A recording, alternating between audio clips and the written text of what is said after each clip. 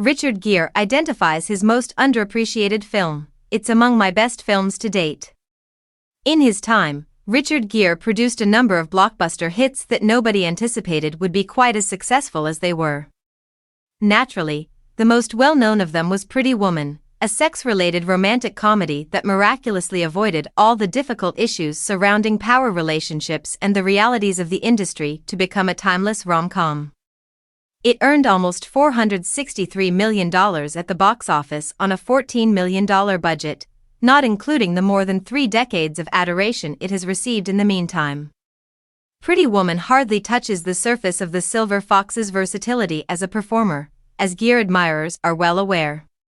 He began his career in theater and had a fantastic first few years before making his film debut. He became a star after making appearances in 4 high-profile films: Taylor Hackford's An Officer and a Gentleman in 1982, Paul Schrader's American Gigolo in 1980, Terrence Malick's Days of Heaven in 1978, and Richard Brooks's Looking for Mr. Goodbar in 1977. He eventually returned to his musical theater origins with Chicago and rose to prominence as a leading player in the white-collar thriller genre with titles like Internal Affairs, Primal Fear, and Arbitrage.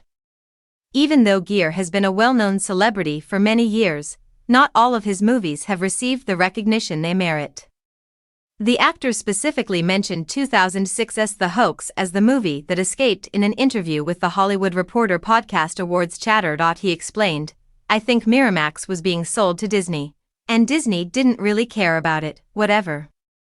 I love that movie," he stated.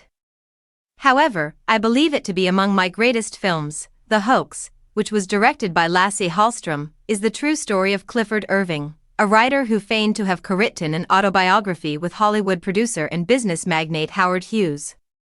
In actuality, the entire book was a complex fiction, and he had never met Hughes. Despite getting good reviews, the movie didn't do well at the box office and hasn't gained much popularity in the years thereafter.